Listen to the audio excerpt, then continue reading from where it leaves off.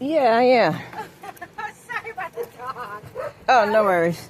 I'm going to record, and I heard who you are. Oh, no, that's perfect. I'll come out here. Okay. We just can't be recorded. But if you want Well, to I have to record my dealings with any kind of scenario, so because I've been lied on plenty of times. Okay, well, I will tell you, this is going to be in and out for me. Okay. It's just basically somebody called in saying that the kids were being abused, there's no food in the home, and my part of this is just, what can I do to help you guys? Do you guys need any vouchers for food, clothing, anything like that? And then, and then it's a basic questionnaire that I do with you guys, just to see if there's any other services that you guys might benefit from. Like if you need help with utilities, rent assistance, all of those things. So it's not me coming in and kicking the door and, hey, I'm taking your kids. I don't want any kids. So mine are adults. I don't need no more kids. You don't want to start over, huh? So let me ask you just real quick, and I appreciate you offering. Can we get off of this person's?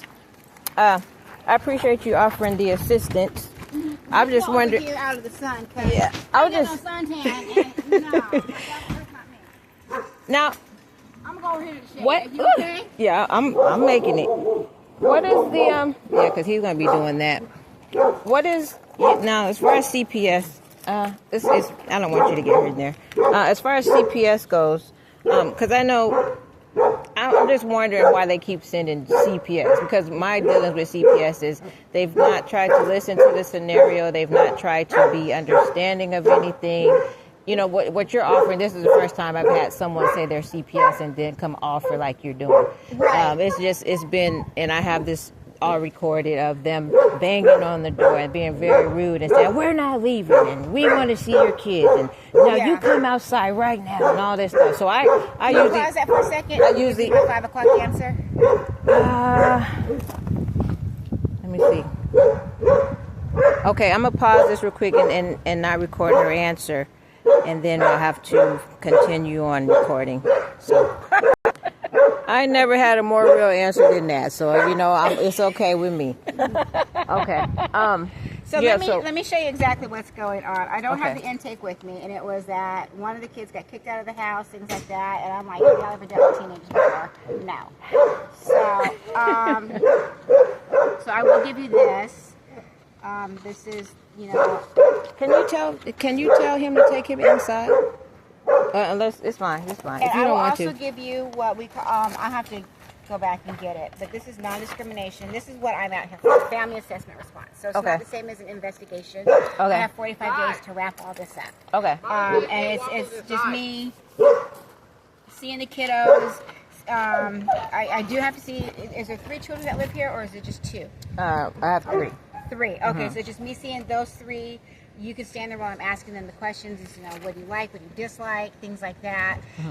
Then for you, it's just the parenting part of it. You know, what do you think you need help with? How can I best help you? Like I said, it's not me kicking in the door because one, that feels like exercise, and I'm not doing no exercise. Okay, so let me just because I know this ain't going to record for too long. Let me just go ahead because I did call myself. I called them myself and let them know. Yeah, my son's outside because we've had this scenario. You see how he's my size. He's not. I mean, my height. He's not my size. Right. And I've had issues with their dads, and you know, I deal with my trauma and all this other stuff. So I told them, in order for there not to be a problem, because these people come around here, they move into these spaces, and they're calling the cops on them for being inside laughing. I was sitting outside one time and the police showed up. So it's a lot of, and then the guy down here, he doesn't like me. He stated plenty of times he don't like us because we're, you know, Caucasian. He's been very rude to us. And right now I'm trying to work with VA to get us out of this scenario. You see, I don't have a vehicle. So he's allowing people to leave postings all on my stuff here. So my boys are seeing this, and it's a psychological. It is, you know, what? It's draining. It's trauma. It's adding trauma. Adding trauma. Right. So he's trying to, you know, and this is the one that I had outside. He's trying to find his space, and I want to be a child, but at the same time, I'm being forced into seeing what's going on. I want to be a child, but then people are expecting me to be a man because they'll see them outside. And there's a guy out here. They was taking the trash. He started cussing out. Don't take that effing trash over there. You know, just just a lot of intimidating stuff. So Yeah. so when it builds up and I get to the point where I'm sick of it, they're sick of it. And no family's perfect. We have our disagreements. I can tell him to do something, he'll not want to do it. Right. And I let him know, look, I'm not here to take out on you the things your dad has done to me, and say, because there's parents that do that. Right. I said, but when you're in here and you feel like you are a man, then you're going to have to get out of my space. If you have those behaviors like your dad, you're going to have to get out of my space. You have to find a roof over your head. You're going to you have to figure out how you're going to feed yourself. Right. And what I told him and what I told the deputy, I said, they said he's under impression that he's been kicked out. I said, well, he's been given the stipulations of how he can come back in here. I said, when he comes in here, we're going to pass out some apologies. Right. Because we're going to settle the situation. Not come in here, I need a place to stay and think. And these people, what they do is they think because they're involved, now they want to control the entire narrative. And he started making up some wild stuff, saying some stuff for me when I was talking to my son. And I asked him, I said, did you tell him that? And he's saying, no, he didn't say it. Okay. But what I was explaining to him is these people already don't want us here. Right, and so, exactly. Yeah, they're going to go with anything you give them and then overstretch it and make up, whatever that's going to allow them to come take me out of here in handcuffs. Right. Okay, so that situation happened. I told him, look, he already told us don't use this store. He don't want us in his store, discriminate against me. So my son usually goes down there and draws on their table. And I asked, was that a problem? He said, well, he said that you're slapping him and this and that. And I asked him, I said, did you tell him that? And he said, no, I didn't say that.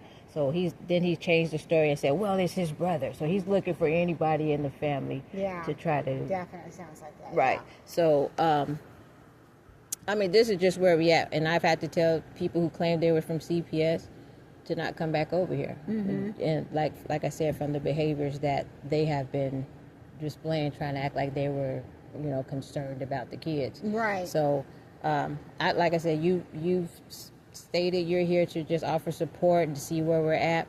Here's my son right here. If he feels like he's in any kind of harmful danger, I've already looked into, they call it emancipation of a minor for him. If he doesn't feel like he wants to stay in this scenario or situation, I don't blame him, you know. Yeah. But again, it says he has to be 16 and prove that he can live on his own means.